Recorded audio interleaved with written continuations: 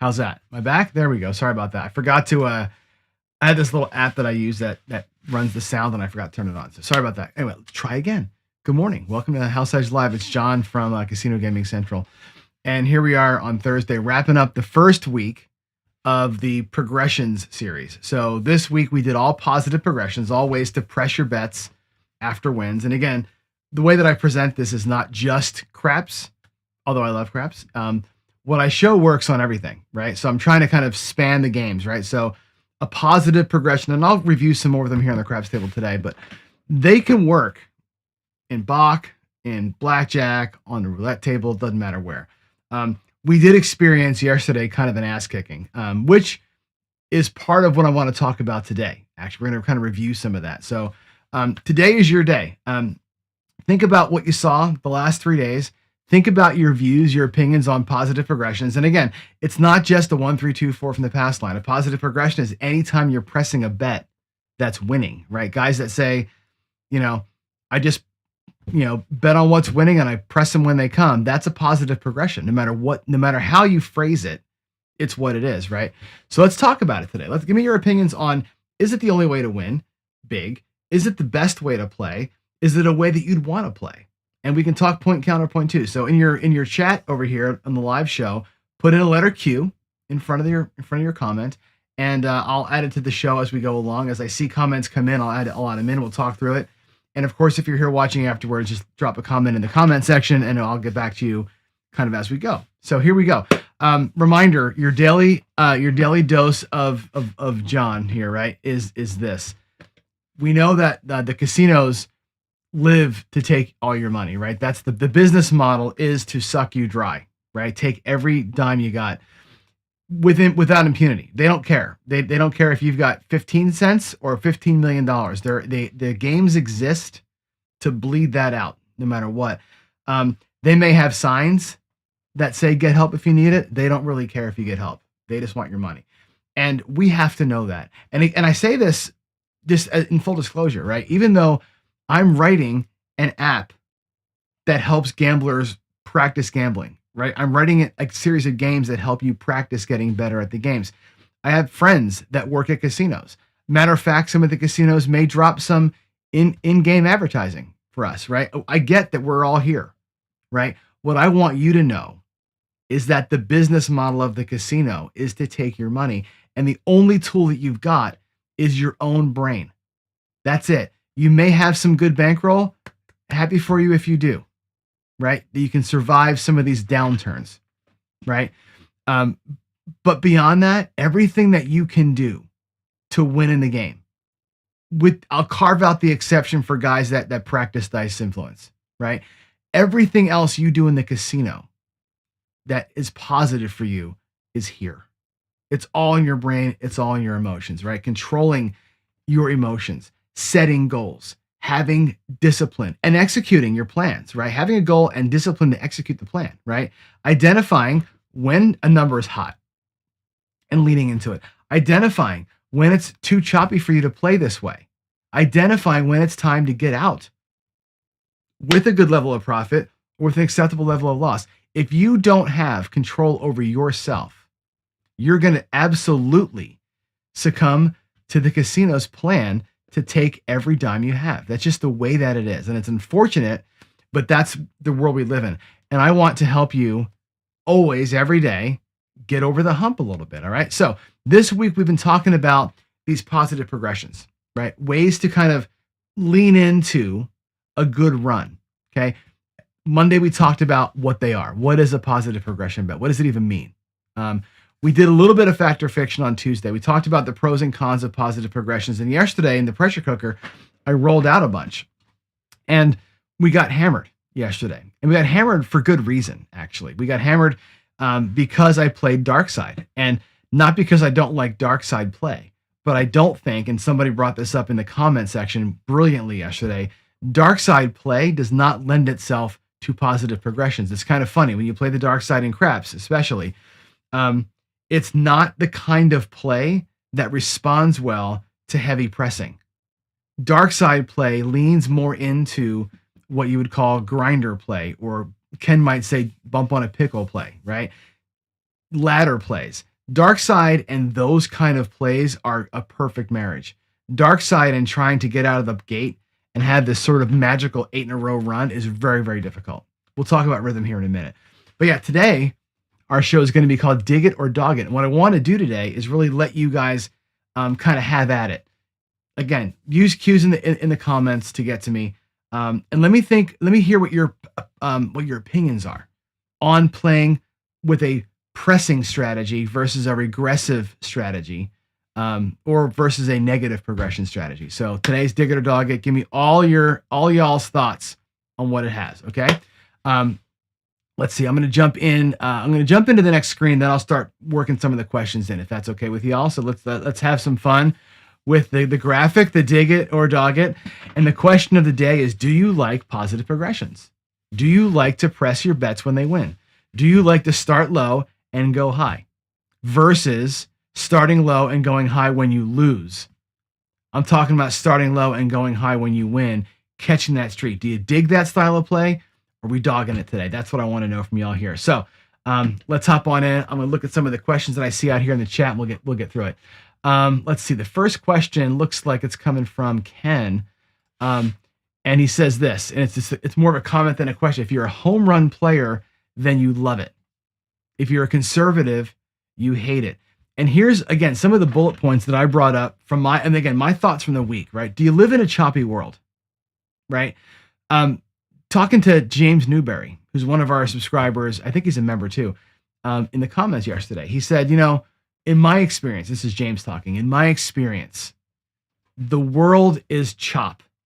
Most of the time at the craps table or other games, it's win, lose, win, lose. You can't catch rhythm. You can't catch a run. You're chopping all the time.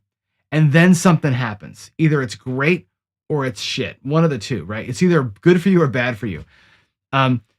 Do we live in a world of chop? And should everything we do be optimized for chop, right? I don't think that's a bad idea.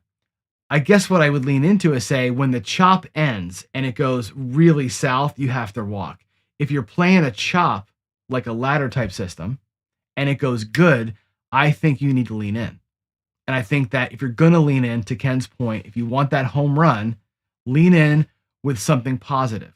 Find a way to bet for two or three in a row that locks up early and hammers late, and then you can bug out. There's a pattern to this, I think, that can probably work if we figure it out. All right. Victor says that the best bet on a negative expectation game is no bet, right? And it kind of dovetails with what Ken from Ken Knows Gambling says quite a bit, right? Don't bet. Otherwise, the rank order is regress, same bet, press on wins, right? I gave you that example yesterday, the regression up and pull, right? The regress down to lock profit and then go. And he brings up a different pattern than I showed you yesterday, but I will show it to you back here on the table when we get a chance. And I think, what we saw yesterday, when I say, when does the W come? When does the win come? We had a situation yesterday, if you remember the show, and I'll recap it for you, where I had 3 players playing at the same time. I had a same bet guy. I had a guy doing a 1-3-2-4, which is a power press, and a guy doing a straight, just 3-leg parlay. So one guy, same bet. One guy has to power press and get 2 in a row to get anything out of it, or he loses double fast. The third guy just does a parlay. The parlay guy did win. He did catch a parlay. He caught a 3-leg he caught a 3-leg parlay at one point. The problem was he caught the parlay after the 7th shooter, after the 7th round. Now, the 3-leg parlay only wins 7 units. So he burned more than 7 units getting there. So when he won the 7 units and caught the perfect run, he was still negative in his bankroll. When the win comes matter. If you're playing a positive progression and you crack it right away, that's a sign for you. If you catch it on your first or second series and you're up 5, 6, 7 units early, that's a sign. Get out. We learned that, and again, you can't learn everything from 10 outcomes of yesterday's show. But in general, when we watch me do these kinds of things, if you don't win early, or if you do win early, rather, in a positive type progression, you got to be done almost immediately. Otherwise, you're going to have a world of hurt as you saw yesterday. We fought, had the big win, and that big win didn't gobble up the losses because we played too long. So just interesting a note from yesterday's shows. All right. Jeff says you should have discipline listed at the top. We've all seen players who claim they had discipline and don't. Question is, how do you learn discipline? The answer, you don't. You practice it. Dude, perfect point. You can't learn discipline. I can teach you what it is. I can show you all day long what is discipline, right? But the way that you learn discipline is by practicing it. And I have given many, many challenges out there, and nobody will take them up. Well, somebody, actually, Chris from Dice DJ is the only guy that ever took me up on the challenge. I see a mistake here on my thing. It's kind of driving me crazy. Chris is the only one who ever gave me or gave it a shot, which is this: go to the casino, and I say this with a small number, with $100, win $10, and go home. Now, most people say, and I guarantee you somebody in chat will say it's not worth it, and I would say I'm in that spot. I'm 2.5 hours from my casino. I am not driving 2.5 hours with $100 to win $10 and then drive 2.5 hours home. I'm going to burn more money in gas on the trip, right? I will say this to you. If I could, carve the time out of my busy schedule, I would totally do it. It's not about the money, right? Learning discipline through executing, as Jeff is suggesting, only happens if you're willing to take something ridiculous like that and make it actually happen. You got to train your brain to be like, it's okay. It's okay to win 10% or maybe 15%, whatever your number is, and stop and go. You have to do it. If you're in Vegas, go to Vegas sometime. If you don't want to take the trip to your local casino, go to Vegas, go to Atlantic City, get in a hotel room, and I dare you, go downstairs, buy into a game, whatever the game is, craps, blackjack, bubble, whatever you like, for $100. Either lose the 100 or win 10. Cash out, go to the cage, go back to your room, and do something. Watch a sitcom, whatever. Take a shower, get some room service, whatever it is you want to do with your time. Go back and do it again. Do that 20 or 30 times during a visit to Vegas. I dare you to try it with $100. You build discipline by doing something disciplined, which means saying to yourself, 10% win is good enough for me, and I'm out of here. You can simulate the drive when you're there. I dare you to do it. Nobody will do it. Nobody will take 10 units, for example, try to win 3 and leave. Take $100, 10 $10 units, and win 30 and leave. Take $1,000 and win 300 and leave. Stop playing. That's how you build discipline. You cannot do it by saying to yourself, I've got discipline. You can't just say you have it. You can't sit here and practice at your house and say you got it. You got to go to the casino, actually cash out, color me up, go to the cage, take green paper money out of the floor. You got to build that muscle up. You have to do it. Only way. All right. What else do we have here? More.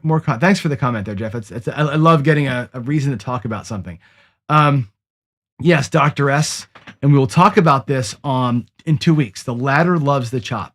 When we get to laddering week. So next week, we're going to talk about straight negative progressions, martingales and everything else. The week after that, I'm going to focus specifically on ladders because I think of all the negative progressions, aside from the 31, the ladder has the most juice to it. I want to spend a whole week on laddering. And we'll talk specifically about how the ladder works in the chop and specifically about how players misplay it because they don't really watch their chips. So good call out. Skill, does that include betting with the regression first and then up and pull? So there's 2 ways to rock that. Okay. Let me actually go to the table and show you because I think I'm going to get my keyboard out of the way here. There's a different skill between those, and it really comes down to your risk, right? When I talk about your risk profile, this is what I mean. Let me come down here and show you a really quick idea. We'll use the red little chips here. So Victor said regression up and pull. And if you don't know, a regression up and pull means starting with some level of bet, whatever it is. We can start with I'll start with 3. I like to do it with a 3-unit starting point, although it's massively risky. Again, your bankroll says, is this too much money out of my bank to place? 3 units too much risk, number one. Your risk profile says, I'm scared of that. If that's the case, you don't do this. But here's how this works, right? The regression up and pull from a 3 looks like this. You win 3, right? And then you regress to 2 units. Now you've got your 3 back. You've already locked up a profit unit. And now you've got a 2-unit bet. From this point forward, you can win, go up, and pull. Again, win, go up, and pull every single time. The 3 is the perfect sauce because you can get right into a regression with profit and then every bet up and pull, up and pull, up and pull. That's the way that I like to do a regression up and pull, right? Now, Victor put this out there, right? If you start with 2, right, and you win, you same bet, get your money back. The next win is up and pull. So your first one's a tie. Your second one is the lockup. In the way that starting with 3, your first one is the lockup. Depends on how bad you want to delay that. Okay. If you want to just regress from 2, it looks like this. Start with 2, win 2, right? You can pull back your initial 2. You can regress and lock a profit unit up, and now you have a 1-unit bet. So there's no more regressing here. Your next one has to either be a pull or a press. And if you don't press, you can't get into the up and pull. So you're going to take the first hit, again, starting with 2, winning 2, locking the 2 back up, and coming down to 1. Your next one becomes the press. Then you're into up and pull town, right? You can work a regression up and pull in a number of ways, from 2 or from 3, and depends on how you want to work your bets to get that going. And again, this works everywhere, okay? As an example, if I'm got $25 on the 9, take one bet as an example, okay? And the 9 gets the $35 win. You can regress it to $15 or to $10, right? Take your initial bet back, lock up some profit, and now you're in up and pull town. As the 9 keeps coming, it'll pay 15 for 1. You can go up and pull, or you can go up 2 and pull 1. When that wins $28, I'll do it like this, $28 on the $20 9. Again, you can go up 2, pull 3. However you want to patternize it, whatever you're doing here, up a unit, pull a unit. Once you start winning quarters again, now your presses are quarter sized, right? Up and pull from a regression, great way to play. And it works everywhere. You can do it in the field, you can do it in the com, you can do it on whatever you want to do it on, whatever game you want to play. That pattern of betting is great. But to regress, you have to start higher than you probably want to. Your base bet might be $10. You got to start at a quarter to get to the $10 bet. So regressions make a lot of sense. However, they can be costly because you have to go up a little higher than maybe you're comfortable with. All right, let me go back over here again. Back to the screen. All right, let's take a look at what else is in the chats here. So Dr. S says, yeah, start a few steps up on a ladder. We'll talk about that for sure. When we get to ladder play in a couple of weeks, I'm going to show ladders starting at 1 unit, 2, 3, and 4. There's lots of ways to start a ladder. And if you start in the middle, right, you start in the middle, when you get down to the 1, you're out. Like starting the ladder in the middle, if you can afford it with your bankroll, is the easy way out. You know exactly when it's time to bug out. So there it is. All right, Dr. Don't Pass 1 loves a positive progression, right? Ignore the rollouts affecting opinions. It's a good point there. Because I had a bad rollout does not mean that you shouldn't play that way. One little tiny sample doesn't matter. However, I do think this is interesting. The last point I have up here, this does rhythm matter in craps? And I think, yes, it does. Discipline matters big time. And people have asked me hundreds of times, probably everybody else here who has a channel has had the same question asked of them. Do you work the come out or not? If you're let's say you're a craps player and you have place bets up there, do you work the come out? And my answer to that question is it depends. You work the come out if you're looking for a one-hit strategy. If you're going to do like a 160 across, take a hit, go to 22 inside or something like that, right? You can work the come out. That's fine. If your play is to work the come out, and if you lose on a 7, put it right back out again and try it again. Lose on a 7, put it right back out. The craps come out sequence, this little son of a gun, the on and the off, this thing here will drive you nuts. And we saw it yesterday. The don't pass is very susceptible to the come out sequence. We lost yesterday, not because numbers got hit. We lost on the come outs. We had a million come out 7s and 11s that torched. Every time we parlayed, the come out would get us, right? The rhythm, I think, matters in craps. I think playing a positive progression from the don't, specifically the don't pass. The don't comes a different animal. The don't pass, where you can get whacked 3-4 times in a row, is harmful, right? Getting through that's tough. On the pass line, because of the rhythm, you can attack the pass line with some kind of a positive progression as an independent play, right? That's why I had a strategy a while back called the odds maker, which was the pass line and the don't come in opposition of each other. But I played a 1-3-2-4 on both of them differently because the come out sequences work differently on those two bets. So just an interesting point that came out yesterday. I want to make sure that we addressed it today because it does matter. The don't is not the greatest for, especially the don't pass, not the greatest for a positive prog because the multiple 7s and 11s on the come out, that rhythm of the game hurts the don't pass more than any other bet. It really does. Now, once you're through, we know it's a great way to play. And maybe once you're in a positive progression and you get burned a couple of times and you get a number through, maybe that's when you use odds to mitigate some of those earlier loss, right? There's a nuance in there that you guys can kind of run through it. So, all right, Dr. S says, my thoughts, if playing a positive progression, you need to bring your rear view mirror and tell me where to buy one, right? You just don't know, right? And I think the point you're trying to make is a good one, which is this. You can't know that a streak is happening, right? You can't know that. I think a lot of people make this assumption. When I say streak betting, you don't know when it's there. What I say all the time is, that's why I say bet low. Bet low into a streak. Bet 1 unit, 1 unit, 1 unit, 1 unit. If you win, jump into it. It's like surfing, right? You're like finding a wave, and you see a wave forming, and you start paddling towards it. And if you lose, oh well, you lost, right? If you don't catch the wave. If you catch the wave and you win that second bet, now you can kind of keep trying to go there, right? And if the streak forms while you're in it, you're in a good spot.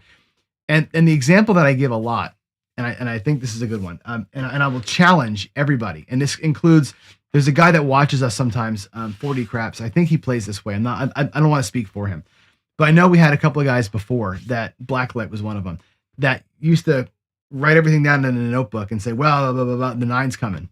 And the next 3 rolls, the 9's coming. They would try to predict the future based on what they saw coming. And I think there are very few people that could ever pull that off. And I ask you this question. If you're betting on the 9, $10, and it wins, and you go to 20, and that wins, and you go to 35, and that wins, and you go to 50, right? Let's just say that's your progression, right? Some simple little pressing move. Cool.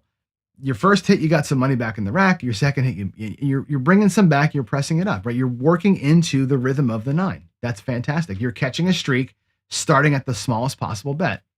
Fantastic. If it keeps coming, you keep winning. Would you do that? Bet $5 on a 9 and let it kind of build as it goes? Most people would say yes. Would you watch the table? Watch the table. Learn what's going on. Feel the rhythm. Track the results. And after the 5th 9, go, holy shit, the 9 is coming. Here's a purple for the 9. Are you dropping a purple chip out there or a black chip after the 5th 9 because the 9 is hot and right out of your pocket? The answer to most people should be no. Matter of fact, NFW. There's no way I'm dropping a purple or a black out of my pocket on a number that seems hot, or that the red is rolled 5 times. I'm putting everything on red now. You'd never do that, right? The people who claim to take notes and predict what's coming would never bet that way, although they tell you they can. That's a bullshit claim, right?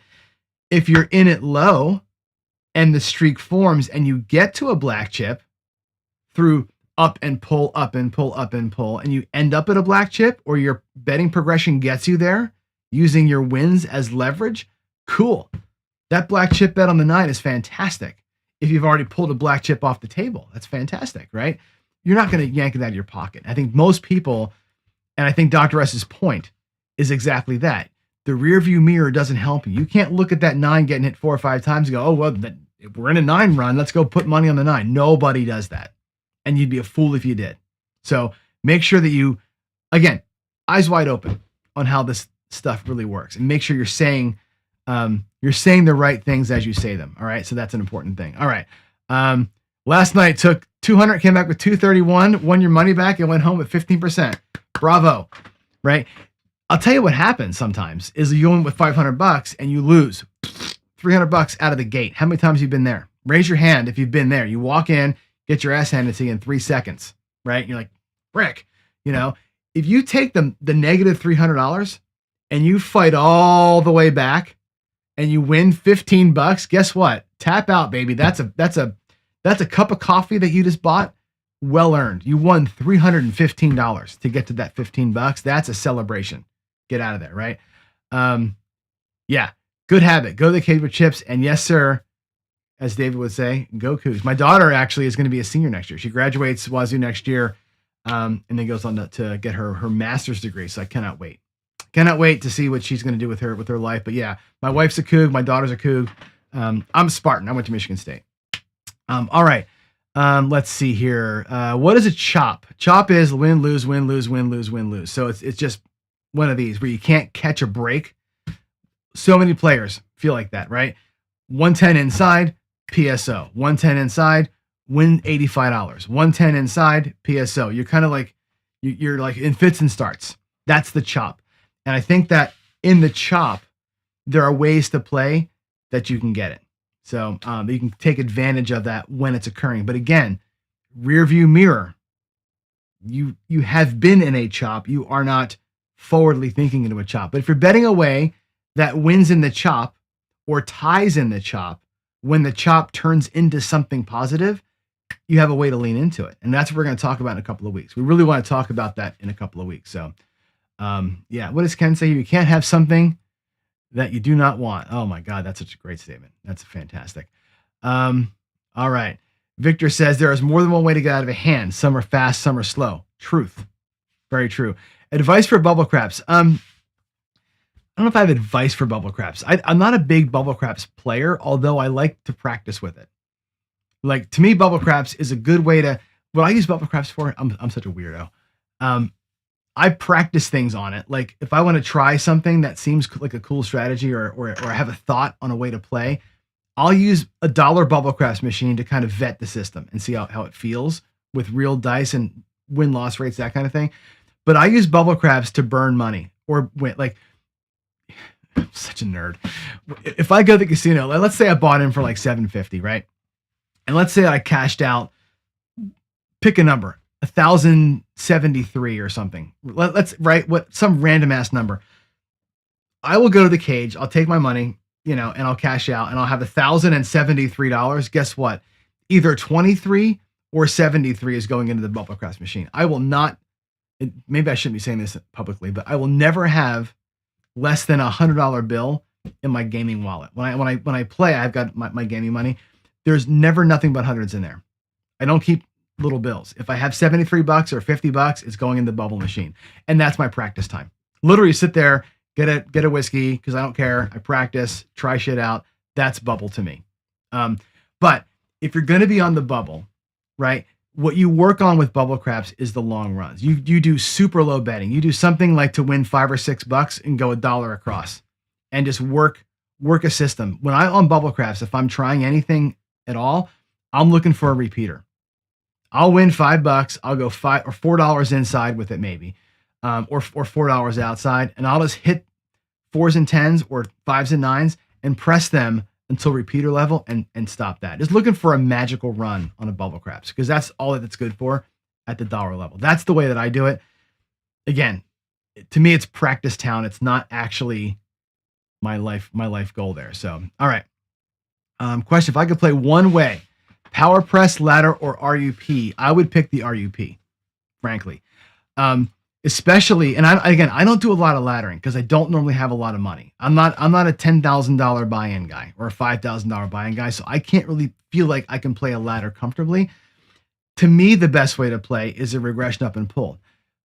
I also don't love going in high, so what I'll often do is take the first win, right? I'll do a little bit of a progression to build up a little bit, and then I can do a true 3-unit RUP. The RUP to me is the greatest way to play. If you're going to look for a win, right? Regression up and pull is the best way to lock up money and be into a super long run without feeling guilty about it, right? If you're looking for the ways that Ken Whalen and I typically like to play, which is grinder. The Headless Horseman's my grinder. You know me, I grind the Horseman all day long. I'll win 1 unit, 2 units all day, every day, and be super happy about it. If you're grinding, you feel guilty about staying too long because you work so hard to get that 1 or 2 unit win. An RUP, regression up and pull, there's no guilt because you've locked up profit and you're locking up profit on every single win after that. Play it until the streak ends and then you're done. The RUP to me has an exit clause. As soon as it's over, it's over. And again, look at the table. If I'm in a regression up and pull, if I'm in a 2-unit, $10 at my $5 blackjack table here in town, right? And I win, right?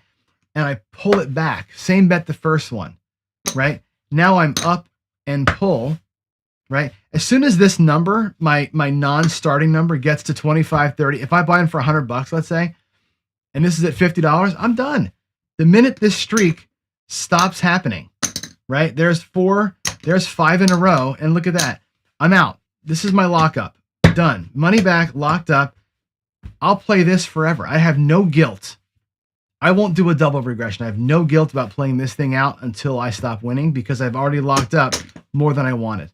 As soon as I'm satisfied with that profit pile, this here is just in it for the win it, man. Just play it till it runs out. I have no regrets when I'm playing up and pull, right? If I was parlaying 4 wins, now I'm crapping myself on the 4th one. When the 4th one is all those units up on one giant stack and I don't get the win, I got to start all over again. I got no profit. I love having those enormous wins when they happen. They're fun, right? I do a lot of 1, 3, 2, 4 when I'm ahead. When I'm ahead, I jump to a 1, 3, 2, 4 because I can afford it. I have my money back. I've got my lock. I've got excess. The excess is the 1, 3, 2, 4 money. And again, money management. We talked about it last week. Money management, money management, money management. It's the secret to life. It's the secret to life at a casino, right? If I do a little RUP or a little same bet and I build up my I'm satisfied stack and I've got extra money, the extra money is where I go for the parlays and the 1, 3, 2, 4s. I typically don't do that out of my pocket. And I think that's the thing that people don't realize. I talk about these things on my show, but the real rhythm of play is get to a point where you can do the thing that makes you the home run. Swinging for the fences right out of your pocket is really tough sledding for most people. So there we go. Let's see. Anything else in here? Softball question from Skill. I haven't even read it yet. What is the best progression for each table type? Oh God. So if you're on a cold or a choppy table, right? You got to, if you have the money, you go negative, right? A choppy table, for sure, a ladder is the way to play. But again, you don't know the table's choppy. Remember to speak in the past tense. The table has been choppy. The table is not choppy. And I want to repeat, I should put that on the billboard. The table was hot. The table is not hot. The table was cold. The table is not cold. Okay? When you're playing, you got to predetermine how you're going to approach the table. I'm going to approach the table assuming a chop. I'm going to play a little bit of a ladder. If it is choppy, if it becomes choppy, I'll be okay. If it becomes super negative variant, the ladder is going to cost me a bunch of money. If, however, we win 3 or 4 in a row and I'm playing the ladder at the right level, I'm going to profit from that and I can leave, right? Approach the table with an assumption of one of those ways of playing or another. Torpedo table, you walk away. But again, Speak in the past tense. The table is not choppy. It is not hot. It is not cold. It was choppy, cold, or hot. You got to play in a way that can work in any situation. And as it turns and you're in the middle of a turn, your betting style matches the turn, doesn't go against the grain. That's the thing. It's very hard to do. It takes discipline to do that because you want to chase the loss or you want to hammer that win when you get it. You've got to play in a way that consistently survives when it's not great, when it's choppy, and when it turns in whatever direction you want it to turn into, you're already betting in that direction and lean into it until your rack says it's time to go. Super important. Great question, Skill. I love that. I love that. Yeah, I didn't know if it was you or not. I knew there was another guy who did this. I forget his name now. He used to come in here and say he would write it all down and predict the rolls. For some reason, I had you on my mind, but I don't know why. So if I misspoke on that, I'm awful sorry about that. All right. Counters 20074. Would you modify something like the ultimate squeeze play where you're getting out, but you tend to never get profits from house money? Okay, how would I modify the ultimate squeeze play? I'm not a big fan of ultimate squeeze play, frankly. I think it's a little too much investment at the outset. You're staying high too long in the squeeze play. To me, you're staying high too long. I would rather come down on that. So if you're going to go 220 in, the first hit you get, come down to 110 in. Like come right in half, because what happens is you're, I think 70 or 80% out of the hand at that point, and you're okay at that point to do a little bit of an RUP on the numbers and be okay. It's and then let me show you what I mean by that, because actually it's a great question. I've talked with David about this too, and I think it's an important little. We're gonna go 270 or 220 inside, right? We'll just start with the inside. I'll leave the 4 and 10 alone. When I do inside plays like this, if I get FOMO in the 4 and 10, I'll give them a $10 bet or a table minimum bet and just count them as a separate play. This is like my wife playing or partner play, right? Leave them out of it for right now. But in here, 220 at risk. If we win our $70 and I come down to 110 inside, right? Again, we're in for 220. We're out for 100, 75, $205 on one hit. Okay, you're at 100, 75, $205 what you brought off the table in the first hit. You've regressed down to 110. Now I'm not out of the hand. I'm in for 220. I'm out for 205. I'm still invested in this hand by some percentage, right? But the very next hit that we get, that $35 win, I can now go up and pull. And when I pull that quarter, I'm ahead, right? Remember, I was out for 215 or 205, in for 220. When I pull this quarter, I'm up $10 now, right? I can go 100, 75. I lost my my quarter there, but now I'm out, right? There's my $220. Yeah, there's the 220, and I'm up $10. That's the move. Regress out of the 220 right away. The next hit is a up and pull at the right level, and I'm out with profit. I would rather do that. It's not a squeeze play, but it's a big regression to get you. If you can afford 220, I'd rather be out in one hit or mostly out in one hit, and then I'm on up and pull with every number. Every number goes up by 10, up by 10, up by 10, up by 10. Pull the quarter back, and then you can press collect, press collect. You can run your rhythm from that point forward. But get out first. That's the key. Key is get out on one roll. If I can do it in one roll, I'd rather do it in one roll. I would rather not sit there on the squeeze play, have an inside number, go to the outside, wait for something to hit, and bring it all. It's a pain in the ass for the dealers, number one, and you're at full risk at least for 2 rolls, maybe 3, which makes it difficult to play this.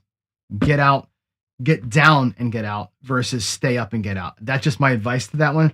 And again, to each his own, right? We talk about your risk profile, and again, to me, my level of risk. I'm going to get to this screen here. My level of risk says get out as in as little number of rolls as possible, and I'll take that little bit of risk that's left over. If I'm going to play right side, that's the way I would recommend you do it. Something simple, little regression, and then get on the up and pull train. So that's what I think there. Okay, let's see. I told you we should get you on here at some point. Let's have you on, dude. I have watched your videos, but let's get you on here at some point and really talk through it, because again, just because I don't play the way you play doesn't mean that it's going to be oppositional. I just want to, give me some different ways of looking at things. This channel's always been about different ways of looking at things. That's really what it's all about. So, all right. Yeah, you're not the crazy one for sure. Just go for it, man. Just take 4 hits on a 4 or 10 and win $80, right?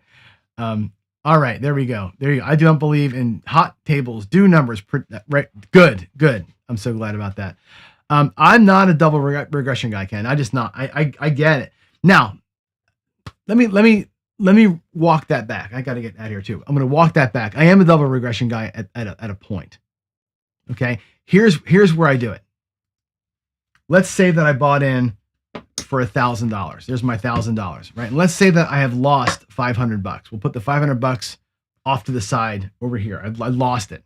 Okay. So I'm down 500. And let's say that through the course of play, whatever I did, let's say I did a 2 unit and I won 2, right? And I regressed down to 1, and now I have 3 back, right? And then I hit the 1 and I push it up, and then I hit 2, and then I up and pull, and I hit the 3, right? We're going to play it out here. I hit the 3 and I up and I pull. And now what I've got is my money back that I had lost earlier, plus $100 in profit, plus 400 out here. If my goal was 250, I'll pull that off and I'll regress to that and lock up my loss, lock up my win, and play with the excess. That would be a double regression for me. That's the time to do it if I have to. Now, if I had never lost that first money, right, and I was out here at 4 and I had brought back $500-600, there's no way I'm double regressing this. If I already had my money back and this little run brought me past my goal, an extra goal, that's never coming down. I'll RUP that into the sunset. No need to double regress this one. I'll double regress to get to a goal, to lock things up, to make sure that I'm in good shape. But once I've got it, and again, there's my win goal, there's my excess, and here's actual excess, we'll take that to the house and see what happens. That's where you and I probably differ, Ken. I will take this all the way because I'm satisfied with those two. I'm satisfied with my win goal and some excess. This is going to be the shoot the moon. And that, again, there's time and place to me to double regress, time and place to me to stay in forever.